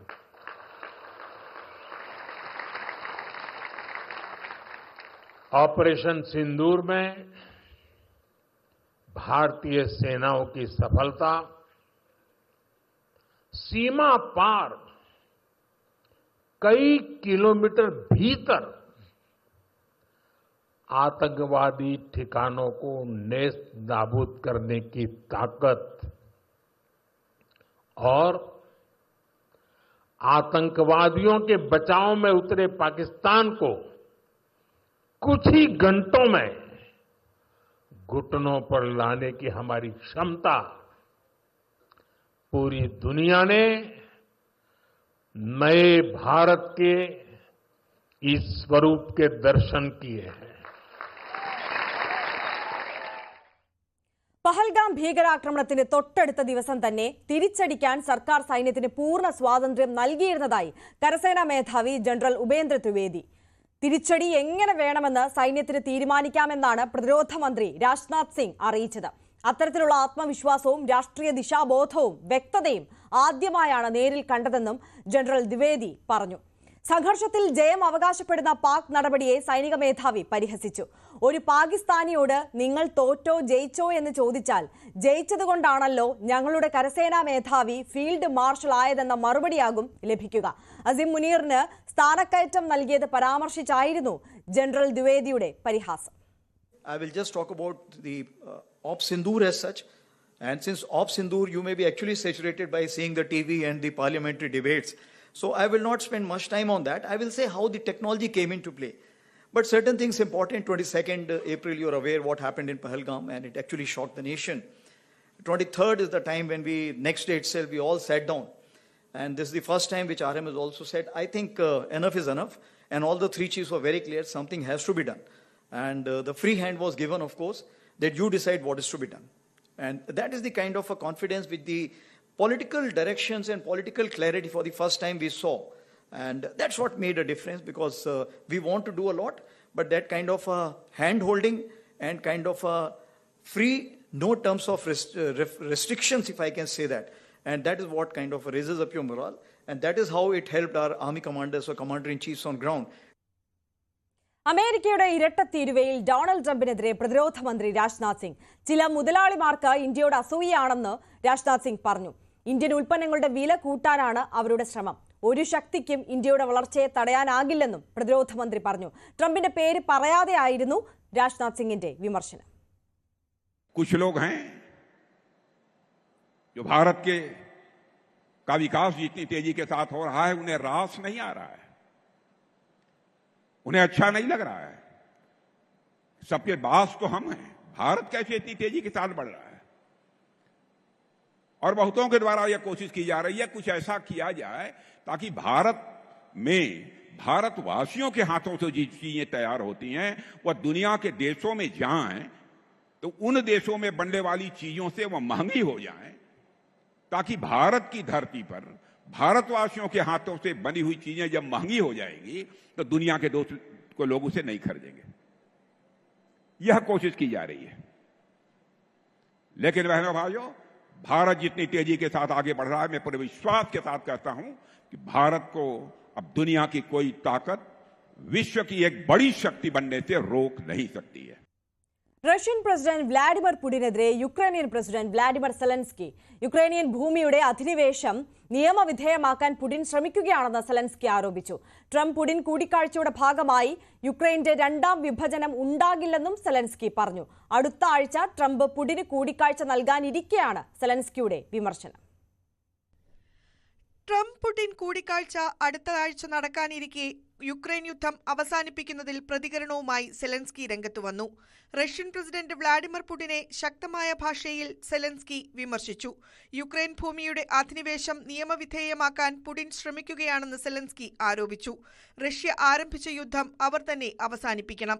എങ്കിൽ മാത്രമേ നീതിയുക്തവും ശാശ്വതവുമായ സമാധാനം കൈവരിക്കാനാകൂവെന്ന് സെലൻസ്കി പറഞ്ഞു. Цю війну треба закінчувати, і Росія має її закінчити. Росія її почала та затягує, не слухаючи ніякі дедлайни. І саме це проблема, а не щось інше. യുദ്ധത്തിന് ന്യായമായ അവസാനമാണ് ഉണ്ടാകേണ്ടത്. കൊലപാതകങ്ങളും വെടിവെപ്പും അവസാനിപ്പിക്കണമെന്നാണ് യുക്രൈനും സഖ്യകക്ഷികളും ആഗ്രഹിക്കുന്നത്. പുടിൻ മാത്രമാണ് ഇതിനെതിരെ നിൽക്കുന്നത്. യുക്രൈനിന്റെ രണ്ടാം വിഭജനം ഉണ്ടാകില്ല. സമാധാന ഉടമ്പടിയുടെ ഭാഗമായി യുക്രൈനിന്റെ ഒരു പ്രദേശവും വിട്ടുകൊടുക്കില്ലെന്നും സെലൻസ്കി കടുത്ത ഭാഷയിൽ പറഞ്ഞു. റഷ്യ യുക്രൈൻ യുദ്ധം അവസാനിപ്പിക്കുന്നതിനായി യുക്രൈനിന്റെ 2 പ്രവിശ്യകൾ വിട്ടുനൽകുമെന്ന വിവരം പുറത്തുവന്നിരുന്നു. 2014 റഷ്യ പിടിച്ചടക്കിയ ക്രൈമിയ വിട്ടുനൽകില്ലെന്നും യുക്രൈൻ വ്യക്തമാക്കിയിരുന്നു. 2019 ശേഷം ആദ്യമായാണ് റഷ്യ അമേരിക്ക രാഷ്ട്രത്തലവന്മാർ കൂടിക്കാഴ്ച നടത്തുന്നത്. News desk, news 18. മറ്റു വാർത്തകൾ ഇടവേളയ്ക്ക് ശേഷം.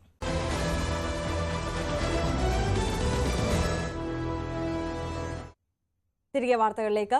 പ്രൊഡ്യൂസേഴ്സ് അസോസിയേഷനിലെ തർക്കം തുറന്ന പോരിലേക്ക്. സാന്ദ്ര തോമസിനെതിരെ ഫേസ്ബുക്ക് പോസ്റ്റുമായി നിർമ്മാതാവും നടനുമായ വിജയ് ബാബു. നിർമ്മാതാക്കളുടെ സംഘടനയിലേക്ക് മത്സരിക്കാൻ സാന്ദ്രയ്ക്ക് യോഗ്യതയില്ലെന്ന് ആരോപിച്ചാണ് പോസ്റ്റ്.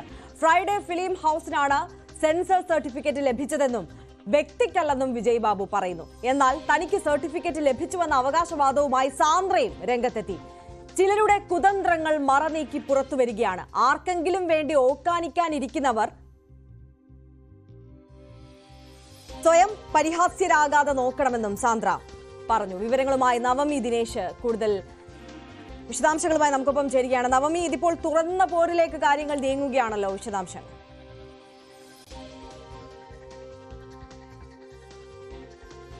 സാന്ദ്ര തോമസും നിർമ്മാതാക്കളും തമ്മിലുള്ള പോര് അതിപ്പോഴും അവസാനിക്കുന്നില്ല. ഇപ്പോഴത്തെ ഇര വിജയ് ബാബു ആണ്. വിജയ് ബാബു സാന്ദ്ര തോമസിനെതിരെ അല്പസമയം മുമ്പ് ഒരു ഫേസ്ബുക്ക് പോസ്റ്റ് ഇട്ടിരുന്നു. അതിൽ പ്രധാനമായും പറയുന്നത്, ആദ്യം ഇവർ ഒന്നിച്ചായിരുന്നു ഫ്രൈഡേ ഫിലിംസ് നിർമ്മാണം നടത്തിയിരുന്നത്. പിന്നീട് സാന്ദ്രയുമായി തെറ്റിപ്പിരിയുകയും ചെയ്തു. 2016 മുതൽ സാന്ദ്രയ്ക്ക് ഈ ഒരു പ്രൊഡക്ഷൻ ഹൗസുമായി ബന്ധമില്ല. സെൻസർ സർട്ടിഫിക്കറ്റ് നൽകുന്നത് വ്യക്തിയുടെ പേരിലല്ല, പ്രൊഡക്ഷൻ ഹൗസിന്റെ പേരിലാണ്. അതുകൊണ്ട് സാന്ദ്രയ്ക്ക് ഈ പ്രൊഡ്യൂസേഴ്സ് അസോസിയേഷൻ തെരഞ്ഞെടുപ്പിൽ മത്സരിക്കാൻ അവകാശമില്ല എന്നുകൂടി വിജയ് ബാബു പറയുന്നുണ്ട്. എന്തായാലും നിയമപരമായി തന്നെ സാന്ദ്ര മുന്നോട്ട് പോകട്ടെ. മറിച്ച് എന്തെങ്കിലും ഒരു വിധി വന്നു കഴിഞ്ഞാൽ അത് ഞങ്ങൾക്ക് പോലും പുതിയ അറിവായിരിക്കുമെന്ന് പരിഹസിച്ചുകൊണ്ട് തന്നെ വിജയ് ബാബു ഒരു ഫേസ്ബുക്ക് പോസ്റ്റ് ഇട്ടിട്ടുണ്ട്. ഒപ്പം മറ്റൊരു കാര്യം കൂടി സൂചിപ്പിക്കുന്നുണ്ട്, ഈ പ്രൊഡക്ഷൻ ഹൗസിൽ നിന്ന് മാറുമ്പോൾ ലാഭവിഹിതമോ അതിൽ കൂടുതലോ സാന്ദ്ര കൊണ്ടുപോയി എന്ന കാര്യം കൂടി വിജയ് ബാബു ഫേസ്ബുക്കിൽ കുറിക്കുന്നുണ്ട്. എന്തായാലും ഇതിന് മറുപടിയായി സാന്ദ്ര മറ്റൊരു പോസ്റ്റ് ഇട്ടിരിക്കുകയാണ്. അതിൽ ആദ്യം പറയുന്നത്, ഈ പ്രൊഡക്ഷൻ ഹൗസുമായി ബന്ധപ്പെട്ട് തനിക്ക് ഇപ്പോഴും അതിലൊരു അവകാശവാദം താൻ ഉന്നയിക്കുന്നില്ല, അതിൽ നിന്നും താൻ വിട്ടുപിരിഞ്ഞതാണ്. പക്ഷേ ആ സമയത്ത് പോലും താനും കൂടി ചേർന്ന് നിർമ്മിച്ചതാണ്, ആ സെൻസർ സർട്ടിഫിക്കറ്റിലും തന്റെ പേരാണുള്ളത് എന്നുകൂടി സാന്ദ്ര തെളിവുകൾ സഹിതം തന്നെയാണ് ഈ പറയുന്നത്. ഇന്നലെ മാധ്യമങ്ങളെ കണ്ടപ്പോൾ, ലിസ്റ്റിൻ സ്റ്റീഫൻ വിമർശനവുമായി ബന്ധപ്പെട്ട് മാധ്യമങ്ങളെ കണ്ടപ്പോൾ സാന്ദ്ര സെൻസർ സർട്ടിഫിക്കറ്റ് കാണിച്ചതാണ്. അതിൽ കൃത്യമായി സാന്ദ്ര തോമസിന്റെ പേരുമുണ്ട്. അതുകൊണ്ട് തനിക്ക് മത്സരിക്കാൻ അർഹതയുണ്ടെന്ന് തന്നെയാണ് സാന്ദ്ര തോമസ് ആവർത്തിച്ചു പറയുന്നത്. എന്തായാലും നാളെയാണ് സാന്ദ്ര തോമസിന്റെ ഹർജി കോടതി പരിഗണിക്കുന്നത്. ഒരു കാര്യം കൂടി സാന്ദ്ര ഇതിൽ വിജയ് ബാബുവിനെ പരിഹസിച്ചുകൊണ്ട് ഒരു കാര്യം കൂടി രേഖപ്പെടുത്തുന്നുണ്ട്. ആർക്കോ വേണ്ടി ഓക്കാനിക്കുന്നവർ സൂക്ഷ്മത പുലർത്തിയാൽ അപഹാസ്യരാകാതിരിക്കും എന്നുകൂടി വിജയ് ബാബുവിനെ പരിഹസിച്ചുകൊണ്ട് തന്നെയാണ് സാന്ദ്ര തോമസ് ഈ ഫേസ്ബുക്ക് പോസ്റ്റ് ഇട്ടിരിക്കുന്നത്. എന്തായാലും പ്രൊഡ്യൂസേഴ്സ് അസോസിയേഷനിൽ സാന്ദ്ര തോമസ് രണ്ടും കൽപ്പിച്ച് തന്നെ മുന്നോട്ട് പോവുകയാണ്. ഈ തിരഞ്ഞെടുപ്പിൽ 14-ാം തീയതിയാണ് തിരഞ്ഞെടുപ്പ്, അതിൽ മത്സരിക്കുമെന്ന് തന്നെയാണ് സാന്ദ്ര തോമസ് ഉറച്ചു പറയുന്നത്. ആര്യ. നവമി ദിനേശാണ് വിശദാംശങ്ങളുമായി ചേർന്നത്. ശ്വേത മേനോനെ അനുകൂലിച്ച് നടി ശ്രീലത നമ്പൂതിരി. ശ്വേതയ്ക്കെതിരെയുള്ള ആരോപണം പണം വാങ്ങി നടത്തുന്നതാണ്. ശ്വേതയെ അപമാനിക്കാൻ ബോധപൂർവ നീക്കം നടക്കുന്നു. യുവ നടികൾ സംഘടനാ രംഗത്ത് എത്തുന്നില്ലെന്നും മുതിർന്ന താരം വിമർശനം ഉന്നയിക്കുന്നു. ചുമ്മാ എന്തെങ്കിലും ഒരു പ്രശ്നങ്ങൾ ഉണ്ടാക്കി അതിലൂടെ വലിയൊരാളാൻ ശ്രമിക്കുക. എന്ത് കഷ്ടമായത്. ശ്വേതാമേനോൻ അഭിനയിച്ച പടങ്ങൾ മുഴുവൻ സെൻസർ ബോർഡ് കണ്ടിട്ട് അതിന്റെ എല്ലാം സർട്ടിഫിക്കറ്റും കൊടുത്ത് പടം റിലീസായി എല്ലാവരും കണ്ടും കഴിഞ്ഞു അല്ലേ? പിന്നെ അത് പൊക്കിക്കൊണ്ട് വരണമെങ്കിൽ ആരെങ്കിലും ഒക്കെ കാശ് കൊടുത്ത് ഏതെങ്കിലും ഒരു വൃത്തികെട്ടവനെ പുറത്തിറക്കും. അവൻ കാശ് മാറ്റിക്കൊണ്ട് എന്തെങ്കിലുമൊക്കെ എഴുതി വെക്കുക. ഇവൻ എന്തോ അറിയാം. ഞാനൊരു കാര്യം ചോദിക്കട്ടെ, ഈ നെറ്റില് ആരുടെ പേരടിച്ചാലും എന്ത് വിഷയം വേണേലും കിട്ടത്തില്ലേ? ഉദാഹരണത്തിന് ഞാൻ പറയാം, ഞാനൊരു 45 വർഷം മുമ്പ് അഭിനയിച്ച പടങ്ങളിലൊക്കെ ചെറിയ വേഷങ്ങൾ, ചെറിയ ചില ഡ്രസ്സൊക്കെ ഇട്ട് അഭിനയിച്ചിട്ടുണ്ട്. വേണമെങ്കിൽ എന്തെങ്കിലും അടിച്ചാലും കിട്ടും. അത് വെച്ചോണ്ട് എന്നെ ബ്ലാക്ക് മെയിൽ ചെയ്യാൻ നടക്കുവോ? അവന്റെ ഞാൻ അടിച്ച് ശരിയാക്കി കൊടുക്കും. ഞാൻ അതിന് ഹൈക്കോടതിയും മറ്റേ കോടതിയും എനിക്ക് ആവശ്യമില്ല. ചുമ്മാ വെറുതെ ഇവനൊക്കെ വിചാരം എന്തോ വല്ലവന്റെ കാശ് മാറ്റി. ഞാൻ ചോദിക്കട്ടെ, ഇത്രയും നാള് ശ്വേതാമേനോനെ പറ്റി എന്താ പറയാ? അപ്പൊ ഇങ്ങനെ ഒരു ഇലക്ഷൻ വരുമ്പോഴല്ലേ ഇതിപ്പോ പറഞ്ഞത് അല്ലേ? ഇവിടെ വേറെ എത്രയോ നടിമാരുണ്ടല്ലോ ഇങ്ങനെ ചെറിയ വേഷങ്ങൾ, ഇങ്ങനെയുള്ള ഡ്രസ്സുകൾ എത്തും, അത് അങ്ങനെയൊക്കെ അഭിനയിച്ചവര്. അവരെ പറ്റി എന്താ പറയാത്ത? അപ്പൊ ഒരു ഇലക്ഷൻ വരുന്നു, അത് കണ്ടുകൊണ്ടാണ് ഈ പരിപാടികൾ. അമ്മൂമ്മയുടെ ആൺ സുഹൃത്ത് നിർബന്ധിച്ച് ലഹരി നൽകിയെന്ന പരാതിയുമായി 14-കാരൻ വടുതല സ്വദേശിയായ വിദ്യാർത്ഥിക്കാണ് ക്രൂരത നേരിട്ടത്. കുടുംബത്തിന്റെ പരാതിയിൽ തിരുവനന്തപുരം സ്വദേശി പ്രവീൺ അലക്സാണ്ടറിനെതിരെ എറണാകുളം നോർത്ത് പോലീസ് അറസ്റ്റ് ചെയ്തു. ഇക്കഴിഞ്ഞ ഡിസംബർ 24-ന് വീട്ടിൽ ആരുമില്ലാത്ത സമയത്താണ് അമ്മൂമ്മയുടെ ആൺസുഹൃത്തായ പ്രവീൺ 14-കാരന് നിർബന്ധിച്ചു മദ്യം നൽകിയത്. വേണ്ടെന്ന് പറഞ്ഞപ്പോൾ ഭീഷണിപ്പെടുത്തി മദ്യം കുടിപ്പിക്കുകയും ചെയ്തു. പിന്നീട് പലതവണ നിർബന്ധിച്ച് കഞ്ചാവ് വലിപ്പിച്ചെന്നും ലഹരി വാങ്ങാൻ തന്നെ കൊണ്ടുപോയെന്നും വിദ്യാർത്ഥി പറഞ്ഞു. ഒരു ദിവസം എന്നെ വരാപ്പുഴയെ കൊണ്ടുപോയി. അത് എന്നിട്ട് എന്നെ ഒരു സ്ഥലത്ത് കൊണ്ട് നിർത്തിയിട്ട് ഒരു പൊതി മേടിച്ചെല്ലാം വന്ന് എൻ്റെ കൈ തന്നിട്ട് എന്നോട് ഇത് പിടിക്കാൻ പറഞ്ഞു. അപ്പം ഞാൻ പിടിച്ച് അത് കഴിഞ്ഞ് വീട്ടിൽ വന്ന് നോക്കി. വീട്ടിൽ വന്ന് പുള്ളിക്കാരൻ റൂമിലോട്ട് കയറി. പുള്ളിക്കാരൻ ഡോറ് ചാരിയിട്ടേക്കാണ്. അപ്പം ഞാൻ ഇങ്ങനെ നോക്കിയപ്പോൾ അതിൽ കണ്ടത് അപ്പം അത് കണ്ട് കഞ്ചാവാണെന്ന് അപ്പോഴാണ് മനസ്സിലായത്. പിന്നെ ഇതേമാതിരി ബർത്ത്ഡേ സമയത്ത് ഇതേമാതിരി കുടിപ്പിച്ചെന്നെ കൊണ്ട് അതേമാതിരി തന്നെ കഞ്ചാവ് വലിപ്പിക്കുകയും ചെയ്യിപ്പിച്ചു.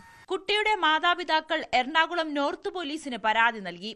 പോലീസ് കേസെടുത്തതിന് പിന്നാലെ പ്രവീൺ വധിക്കുമെന്ന് ഭീഷണിപ്പെടുത്തിയതായി കുട്ടിയുടെ അമ്മ പറഞ്ഞു. ജയിലിൽ കുറച്ച് നാളല്ലേ കിടക്കത്തുള്ളൂ.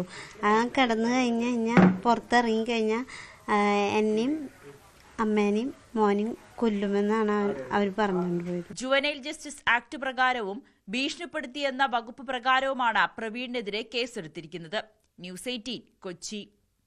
ആലുവയിൽ വൻ കഞ്ചാവ് വേട്ട. 17 കിലോ കഞ്ചാവുമായി 3 മുർഷിദാബാദ് സ്വദേശികൾ പിടിയിലായി. തോട്ടമുഖത്ത് ഇതര സംസ്ഥാന തൊഴിലാളികൾ താമസിക്കുന്ന സ്ഥലത്ത് നടത്തിയ പരിശോധനയിലാണ് കഞ്ചാവ് ലഭിച്ചത്.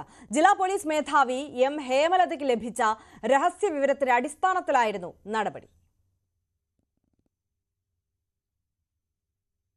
തിരുവനന്തപുരം ജനറൽ ആശുപത്രിക്ക് സമീപം കാർ നിയന്ത്രണം വിട്ട് ഫുട്പാത്തിലേക്ക് ഇടിച്ചു കയറിയതിനെ തുടർന്ന് 4 പേർക്ക് ഗുരുതര പരിക്ക്. പരിക്കേറ്റവരിൽ 3 പേർ ഓട്ടോ ഡ്രൈവർമാരാണ്.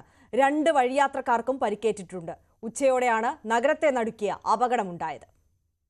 ഉച്ചയ്ക്ക് 12:15 ജനറൽ ആശുപത്രിക്ക് സമീപം എതിർദിശയിൽ നിന്ന് വന്ന സ്വകാര്യ വാഹനം ഫുട്പാത്തിലേക്ക്, ഓട്ടോ സ്റ്റാൻഡിന്റെ സമീപത്തേക്ക് ഫുട്പാത്തിലേക്ക് അമിത വേഗത്തിൽ ഇടിച്ചു കയറിയത്. ഇതുകൂടി നടന്നു വരികയായിരുന്ന 2 കാൽനട യാത്രക്കാർ, അതോടൊപ്പം സമീപത്തുണ്ടായിരുന്ന 2 ഓട്ടോ ഡ്രൈവർമാർ ഉൾപ്പെടെ 4 പേർക്കാണ് ഗുരുതരമായി പരിക്കേറ്റിരിക്കുന്നത്. ഓട്ടോ ഡ്രൈവർമാരായ ഷാഫി, സുരേന്ദ്രൻ തുടങ്ങിയവർ സമീപത്തെ സുഹൃത്തുക്കളുമായി വർത്തമാനം പറഞ്ഞുകൊണ്ട് നിൽക്കുകയായിരുന്നു. അതേസമയം കാൽനട യാത്രക്കാരിൽ ഒരു യുവതിയും മറ്റൊരു വഴിയാത്രക്കാരനുമുണ്ടായിരുന്നു. അവർ അവിടെ നിന്ന് നടന്ന് ജനറൽ ആശുപത്രിക്ക് സമീപത്തേക്ക് വരികയായിരുന്നു. അതിനിടയിലാണ് ഈ വാഹനം ഈ 4 പേരെയും ഇടിച്ച് തെറിപ്പിച്ചത്. സമീപത്തായി രക്തം തളം കെട്ടിക്കിടക്കുന്ന നിലയിലാണ്. വാഹനം ഓടിച്ചിരുന്നത് വട്ടിയൂർക്കാവ് സ്വദേശിയാണ് എന്നാണ് ലഭിക്കുന്ന സൂചനകൾ. പക്ഷേ ഈ വാഹനം ഇയാൾക്കൊപ്പം ഒരു കുഞ്ഞും ഉണ്ടായിരുന്നു എന്നാണ് കന്റോൺമെന്റ് പോലീസ് പറയുന്നത്. പക്ഷേ ഇയാൾ മദ്യപിച്ചിരുന്നതായോ മറ്റെന്തെങ്കിലും അസ്വാഭാവികതകൾ ഉണ്ടായിരുന്നതായോ പോലീസ് കണ്ടെത്തിയിട്ടില്ല. ഒന്നുകിൽ ഈ ഗിയർ മാറി ചവിട്ടിയതാകാം ഇങ്ങനെയൊരു അപകടത്തിലേക്ക് നയിച്ചത് എന്നാണ് ഇപ്പോൾ പുറത്തുവരുന്ന വിവരങ്ങൾ. പോലീസ് വിശദമായി ഇയാളുന്ന കാര്യങ്ങൾ ചോദിച്ചറിയുന്നുണ്ട്. കന്റോൺമെന്റ് പോലീസ് ഇയാളെ ഉടൻ തന്നെ, അപകടമുണ്ടായ ഉടൻ തന്നെ സ്ഥലത്ത് നിന്ന് പോലീസ് വാഹനത്തിൽ സ്റ്റേഷനിലേക്ക് മാറ്റിയിട്ടുണ്ട്. പരിക്കേറ്റവരിൽ ഒരാളുടെ നില, ഈ യുവതിയുടെ നില അല്പം ഗുരുതരമാണ്. അവരുൾപ്പെടെ 4 പേരെയും പ്രാഥമികമായ ചികിത്സ ജനറൽ ആശുപത്രിയിൽ നൽകിയതിനു ശേഷം മെഡിക്കൽ കോളേജ് ആശുപത്രിയിലേക്ക് മാറ്റിയിരിക്കുകയാണ്. അവിടെ തീവ്രപരിചരണ വിഭാഗത്തിൽ അവർക്ക് വിദഗ്ധമായ ചികിത്സ ഡോക്ടർമാരുടെ നേതൃത്വത്തിൽ നൽകിക്കൊണ്ടിരിക്കുകയാണ്. ഈ വാഹനം എവിടേക്ക് പോയതാണ് എന്നതിനെ സംബന്ധിച്ച വിവരങ്ങളൊന്നും ഇതുവരെ ലഭ്യമായിട്ടില്ല. എന്തായാലും നാടിനെ നടുക്കുന്ന ഒരു അപകടമാണ് ഈ ജനറൽ ആശുപത്രിക്ക് സമീപം ഉണ്ടായിരിക്കുന്നത്. പോലീസ് സ്ഥലത്തെത്തി വാഹന ഗതാഗതം അടക്കം, അതായത് ഈ സംഭവ സമയത്ത് വലിയ ഗതാഗത കുരുക്ക് ഈ സമീപത്തുണ്ടായി. തുടർന്ന് പോലീസ് എത്തിയാണ് വാഹനം ഇവിടെ നിന്ന് മാറ്റി ഗതാഗതം നിയന്ത്രിച്ചുകൊണ്ടിരിക്കുന്നത്. എന്തായാലും പരിക്കേറ്റവരിൽ 2 പേരുടെ നില അതീവ ഗുരുതരമാണ് എന്നാണ് ആശുപത്രി അധികൃതർ അറിയിക്കുന്നത്. ക്യാമറമാൻ സി വിനോദിനൊപ്പം ജനറൽ ആശുപത്രിക്ക് സമീപത്ത് നിന്ന് ഡാൻ കുര്യൻ, ന്യൂസ് 18. മലപ്പുറം കൊണ്ടോട്ടിയിൽ ഓടിക്കൊണ്ടിരുന്ന ബസ്സിന് തീപിടിച്ചു. വൻ ദുരന്തം ഒഴിവായത് തലനാഴിഴയ്ക്ക്. രാവിലെ 8:40ഓടെയായിരുന്നു സംഭവം. പാലക്കാട് നിന്നും കോഴിക്കോട്ടേക്ക് പോവുകയായിരുന്ന സന ബസ്സാണ് അപകടത്തിൽപ്പെട്ടത്. കരിപ്പൂർ കൊളത്തൂർ എയർപോർട്ട് ജംഗ്ഷൻ അടുത്ത് വെച്ചായിരുന്നു അപകടം. 15ഓളം യാത്രക്കാരായിരുന്നു ബസ്സിലുണ്ടായിരുന്നത്. ബസിന്റെ മുൻവശത്ത് നിന്നുമാണ് പുക ഉയർന്നത്. എയർ ഡോറുകൾ അടഞ്ഞുപോയതോടെ യാത്രക്കാർ ജനലുകളിലൂടെയാണ് പുറത്തു ചാടിയത്. ബസ് ജീവനക്കാർ അടുത്ത വീടുകളിൽ നിന്ന് വെള്ളം കൊണ്ടുവന്ന് തീയണയ്ക്കാൻ ശ്രമിച്ചെങ്കിലും സാധിച്ചില്ല. തീ പെട്ടെന്ന് പടർന്നു. അപ്പോഴേക്കും യാത്രക്കാരും ജീവനക്കാരുമെല്ലാം പുറത്തേക്കിറങ്ങിയതുകൊണ്ട് വൻ ദുരന്തമൊഴിവായി. തുടർന്ന് മലപ്പുറത്ത് നിന്നും ഫയർഫോഴ്സ് എത്തിയാണ് തീ അണച്ചത്. അപ്പോഴേക്കും ബസ് ഏകദേശം കത്തിയമർന്നിരുന്നു. ബസ്സിന് ഞായറാഴ്ച ആയതുകൊണ്ട് വളരെ കുറവായിരുന്നു ബസ്സിലെ യാത്രക്കാർ. അപ്പോൾ ഇത് ഇവിടുന്ന് എത്തിയപ്പോൾ ചെറുതായിട്ടാണ് ഈ ഫയർ കണ്ടത്. അപ്പോൾ ആൾക്കാരെല്ലാവരും ഇറക്കിയിട്ട് അതൊന്ന് ഒരു ഇവിടുത്തെ തൊട്ടടുത്ത വീട്ടിൽ നിന്ന് വെള്ളം എടുത്തിട്ട് കെടുത്തിയിട്ട് തിരിച്ചു പോകാന്നുള്ള ഇതിലാണ്. അതിൽ പെട്ടെന്ന് ഈ ആളി കത്തി പവർ കൂടി. അവിടുന്ന് കൂടിയപ്പോഴാണ് ഈ വിഷയം. 24 കിലോമീറ്റർ ഓടിയതിൻ്റെ ശേഷമാണ് ഈ ഫയർ എഞ്ചിൻ ഇവിടെ എത്തിയത്. 3/4 മണിക്കൂർ വൈകിയിട്ടുണ്ട്. ഈ ബസ് കത്തിയതിൻ്റെ ശേഷം 3/4 മണിക്കൂർ കഴിഞ്ഞതിൻ്റെ ശേഷമാണ് ഫയർ എഞ്ചിൻ ഇവിടെ എത്തിയത്.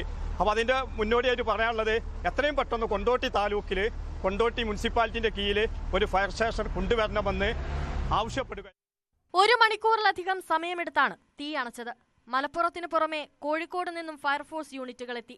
കോഴിക്കോട് പാലക്കാട് ദേശീയപാതയിലെ ഗതാഗതം പൂർണ്ണമായും തടസ്സപ്പെട്ടു. അപകടത്തിന്റെ കാരണം എന്താണെന്ന് വ്യക്തമായിട്ടില്ല. ഷോർട്ട് സർക്യൂട്ട് ആകാം അപകടത്തിന് വഴിയൊരുക്കിയതെന്നാണ് പ്രാഥമിക നിഗമനം. കൂടുതൽ സാങ്കേതിക പരിശോധനയ്ക്ക് ശേഷമേ അപകട കാരണം വ്യക്തമാകൂ. ന്യൂസ് 18 മലപ്പുറം.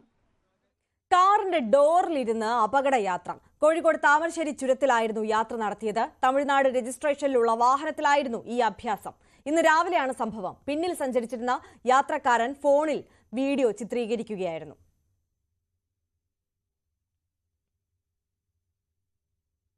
എടവണ്ണ കൊയിലാണ്ടി സംസ്ഥാന പാതയിൽ നിയന്ത്രണം വിട്ട കാർ ഇലക്ട്രിക് പോസ്റ്റിൽ ഇടിച്ച് മറിഞ്ഞു. ഇന്നലെ രാത്രിയായിരുന്നു അപകടം. അരീക്കോട് കാരിപ്പറമ്പ് സ്വദേശികളുടേതാണ് വാഹനം. കാർ പലതവണ തലകീഴായി മറിഞ്ഞാണ് വീണത്. ആരുടെയും പരുക്ക് ഗുരുതരമല്ല.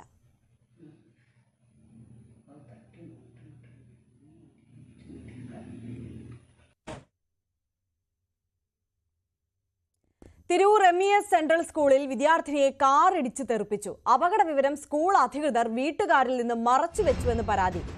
സാധാരണ വീഴ്ചയെന്ന് മാത്രമാണ് അറിയിച്ചിരുന്നത്. കാര്യമായ പരുക്ക് സംഭവിച്ചില്ലെങ്കിലും കുട്ടി കടുത്ത മാനസിക വിഷമത്തിലായിരുന്നുവെന്ന് രക്ഷിതാക്കൾ പറഞ്ഞു.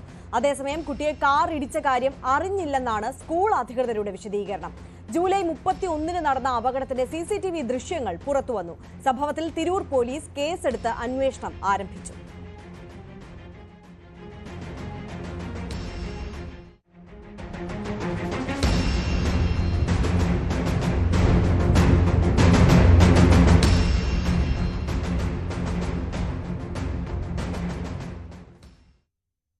കൊല്ലത്തെ അതുല്യയുടെ ആത്മഹത്യയിൽ ഭർത്താവ് സതീഷിന് ജാമ്യം. ദുബായ് പോലീസ് സതീഷ് കുറ്റക്കാരനാണെന്ന് കണ്ടെത്തിയിട്ടില്ലെന്ന് ചൂണ്ടിക്കാട്ടിയാണ് കൊല്ലം ജില്ലാ കോടതി മുൻകൂർ ജാമ്യം അനുവദിച്ചത്.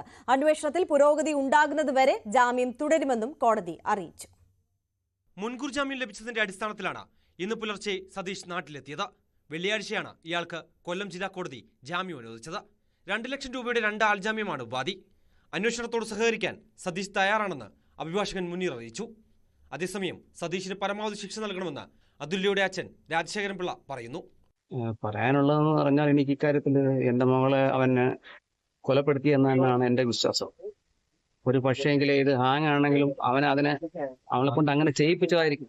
അത്ര ക്രൂരമായിട്ട് അവളെ മാനസികമായും ശാരീരികമായും പീഡിപ്പിച്ചിട്ടുണ്ട്. അപ്പോൾ അതിന് വേണ്ടുന്ന പോലീസ് അവനെ കസ്റ്റഡിയിലെടുത്ത് അത് ചോദ്യം ചെയ്തത് അതിന്റെ സത്യാവസ്ഥ തെളിയിച്ചെടുക്കണം. മനസ്സിലായോ? അതാണ് എനിക്ക് ഇക്കാര്യത്തിൽ പറയാനുള്ളത്. ജാമ്യം റദ്ദാക്കുന്നതിനായി കോടതിയെ സമീപിക്കുന്നതിൽ നിയമവിദഗ്ധരുമായി ആലോചിച്ച ശേഷം തീരുമാനിക്കുമെന്നും രാജശേഖരൻ പിള്ള പറഞ്ഞു. തെളിവുകൾ സഹിതമാണ് അതുല്യയുടെ കുടുംബം ചവറ തെക്കുംഭാവം പോലീസിൽ പരാതി നൽകിയത്. മാതാപിതാക്കളുടെ മൊഴി രേഖപ്പെടുത്തിയ പോലീസ് സതീഷിനെതിരെ കൊലക്കുറ്റം ചുമത്തി കേസെടുത്തിരുന്നു. കൂടാതെ സ്ത്രീധന പീഡനം, ശാരീരിക പീഡനം തുടങ്ങിയ വകുപ്പുകളും ചുമത്തിയിരുന്നു. കൂടുതൽ പേരിൽ നിന്നും മൊഴിയടക്കം ശേഖരിച്ചിരുന്നു. രാവിലെ തിരുവനന്തപുരം വിമാനത്താവളത്തിലെത്തിയ സതീഷിനെ വലിയതുറ പോലീസ് പിടികൂടി ക്രൈംബ്രാഞ്ച് സംഘത്തിന് കൈമാറിയിരുന്നു. ന്യൂസ് 18 കൊട്ടാരക്കര. ധർമ്മസ്ഥല കൂട്ടക്കൊലപാതക കേസിൽ ഗുരുതര ആരോപണവുമായി സുജാത ഭട്ടിന്റെ അഭിഭാഷകർ രംഗത്ത്. SIT അന്വേഷണത്തെ തടസ്സപ്പെടുത്താൻ നീക്കം നടത്തുന്നതായാണ് ആരോപണം.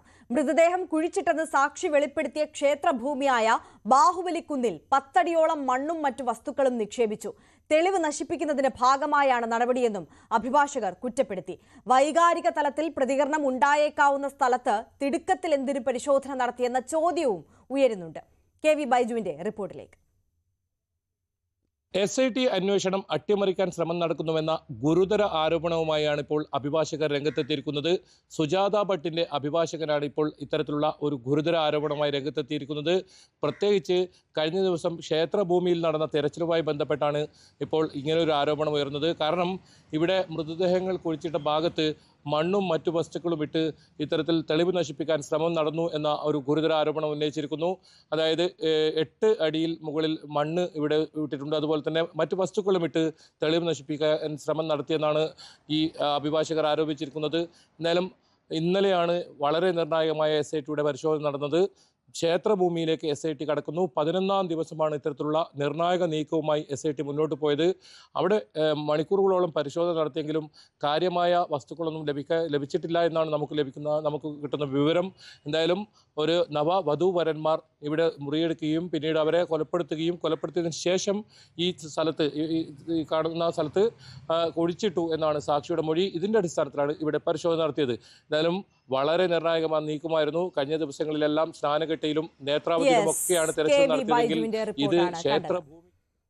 മാണി ഗ്രൂപ്പിന് ശക്തിയില്ലെന്ന് CPIയുടെ കടന്നാക്രമണത്തോട് കരുതലോടെ പ്രതികരിച്ച് കേരള കോൺഗ്രസ് എം. വാർത്തകളോട് ജോസ് കെ മാണി പ്രതികരിക്കാതിരുന്നപ്പോൾ പാർട്ടി യോഗത്തിനുള്ളിലെ സ്വാഭാവിക ചർച്ചകൾ എന്നായിരുന്നു റോഷി അഗസ്റ്റിന്റെ പ്രതികരണം. തർക്കം വഷളാകാതിരിക്കാൻ കരുതലോടെ നിലപാട് എടുക്കുകയാണ് CPM. വൈക്കത്ത് ചേർന്ന CPI ജില്ലാ സമ്മേളനത്തിലാണ് പ്രവർത്തന റിപ്പോർട്ട് അവതരിപ്പിച്ചുകൊണ്ട് ജില്ലാ സെക്രട്ടറി VB ബിനു കേരള കോൺഗ്രസ് എമ്മിനെതിരെ ആഞ്ഞടിച്ച് രംഗത്ത് വന്നത്. CPM പറയുന്നത് പോലെ ഒരു ശക്തിയൊന്നും കേരള കോൺഗ്രസ് എമ്മിനില്ല. നിയമസഭാ തെരഞ്ഞെടുപ്പിൽ മാത്രമല്ല ലോക്സഭാ തെരഞ്ഞെടുപ്പിലും മാണി ഗ്രൂപ്പിന്റെ ശക്തി കേന്ദ്രമെന്ന് പറയുന്ന പാലായിലും കടുത്തുരുത്തിയിലും ദയനീയമായി തോറ്റു. CPIയുടെ ശക്തി കേന്ദ്രമായ വൈക്കത്ത് മാത്രമാണ് തോമസ് ചാഴിക്കാടൻ ലോക്സഭാ തെരഞ്ഞെടുപ്പിൽ ലീഡ് ചെയ്തത്. കേരള കോൺഗ്രസ് എമ്മിന്റെ അണികൾക്ക് ഇപ്പോഴും UDF മനസ്സാണെന്ന് CPI വിമർശിക്കുന്നു. മാധ്യമ വാർത്തകളോട് ജോസ് കെ മാണി പ്രതികരിച്ചില്ല. മന്ത്രി റോഷി അഗസ്റ്റിനാകട്ടെ അത്യന്തം കരുതലോടെയാണ് സംസാരിച്ചത്. ഏതായാലും ഇടതുപക്ഷ ജനാധിപത്യ മുന്നണിയിൽ കേരള കോൺഗ്രസിന് ഉള്ള സ്പേസ് ഒരിക്കലും ചെറുതാണെന്ന് ഞങ്ങൾ വിചാരിക്കുന്നില്ല. ഞങ്ങൾ ചെയ്ത പ്രവർത്തനങ്ങൾക്ക് സ്വീകാര്യത വേണം. ജനങ്ങളിൽ അർപ്പിതമായ വിശ്വാസം നിലനിർത്തണം. അതുകൊണ്ടാണ് മാണി സാർ എടുത്ത രാഷ്ട്രീയ തീരുമാനത്തിന് അനുസൃതമായി തന്നെ ഞങ്ങൾ ഇടതുപക്ഷ ജനാധിപത്യ മുന്നണിയിൽ കർഷക താല്പര്യങ്ങളെ സംരക്ഷിക്കാൻ വന്ന വിശ്വാസത്തോടു കൂടി തന്നെ ആ നിലപാട് സ്വീകരിച്ചു. അതിനൊത്ത മാറ്റം കേരളത്തിൽ ഉണ്ടാക്കാനായിട്ട് കഴിഞ്ഞു. കേരളത്തിന്റെ വികസന കാര്യത്തിൽ ഞങ്ങളുടേതായ പങ്കാളിത്തം ഞങ്ങൾക്ക് കൊടുക്കാനായിട്ട് കഴിഞ്ഞു. അതുകൊണ്ട് ഇടതുപക്ഷ ജനാധിപത്യ മുന്നണി ഒറ്റക്കെട്ട. അതിലെ കർഷകർക്ക് തമ്മിൽ അഭിപ്രായ വ്യത്യാസമുണ്ടെന്ന് ഞാൻ വിചാരിക്കുന്നില്ല. എന്നാൽ സർക്കാരിനെതിരെ തന്നെയാണ് CPI പറയുന്നതെന്ന് സ്റ്റീഫൻ ജോർജ് ന്യൂസ് 18നോട് ചൂണ്ടിക്കാട്ടി. അല്ല, CPI എല്ലാ കാലത്തും ഇങ്ങനെ ഒരു വിമർശനത്തിലാണല്ലോ. നേരത്തെ മുതൽ ഉള്ളൊരു കാര്യമാണ്. ഇപ്പം ഞാൻ പത്രമാധ്യമങ്ങളിൽ മനസ്സിലാക്കുന്ന കാര്യം CPI ഞങ്ങളെ മാത്രമല്ലല്ലോ, ജില്ലാ കമ്മിറ്റി ഇടതുപക്ഷ ജനാധിപത്യം കൊണ്ട് നിശ്ചിതമായി വിമർശിച്ചിരിക്കുക. കൂടാതെ CPIയുടെ 4 മന്ത്രിമാരും പരാജയമാണെന്ന് ഈ സർക്കാരും പരാജയമാണെന്നെല്ലാമാണ് അവർ പറഞ്ഞിട്ടുള്ളത്. അതേസമയം പ്രശ്നം വഷളാകാനുള്ള സാധ്യത CPM മുന്നിൽ കാണുന്നു.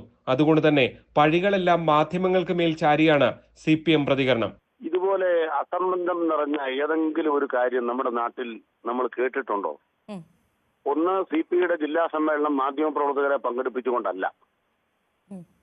LDFനെതിരായ ഒരു നുണ നിർമ്മിക്കാൻ വേണ്ടി എന്ത് കെട്ടുകഥയും CPI സമ്മേളനത്തെ കുറിച്ച് പറയാവുന്ന അവസ്ഥയാണ് കേരളത്തിൽ. CPI സമ്മേളനത്തിൽ ആര് എവിടെ എന്ത് പറഞ്ഞു, അങ്ങനെ പറഞ്ഞാൽ മറുപടി പറയാൻ ശേഷിയുള്ള നേതാക്കന്മാർ CPIക്കുണ്ട്. CPI ബോധപൂർവം പ്രശ്നമുണ്ടാക്കാൻ ശ്രമിക്കുകയാണെന്ന് CPM ആഭ്യന്തരമായി വിലയിരുത്തുന്നുണ്ട്. കേരള കോൺഗ്രസ് എമ്മുമായും ഇതേ അഭിപ്രായം CPM പങ്കുവച്ചിട്ടുണ്ട്. അതുകൊണ്ട് തന്നെയാണ് ഇരു പാർട്ടികളും വിഷയത്തെ സംയമനത്തോടെ കാണാൻ തീരുമാനിച്ചത്. തദ്ദേശ തെരഞ്ഞെടുപ്പ് തൊട്ടടുത്ത് നിൽക്കെ കേരള കോൺഗ്രസിനെ ഒപ്പം കൂട്ടാൻ UDF ശ്രമം തുടരുന്നതിനിടെയാണ് CPIയുടെ കടുംവെട്ട്. G Sreejith, news 18 Kottayam.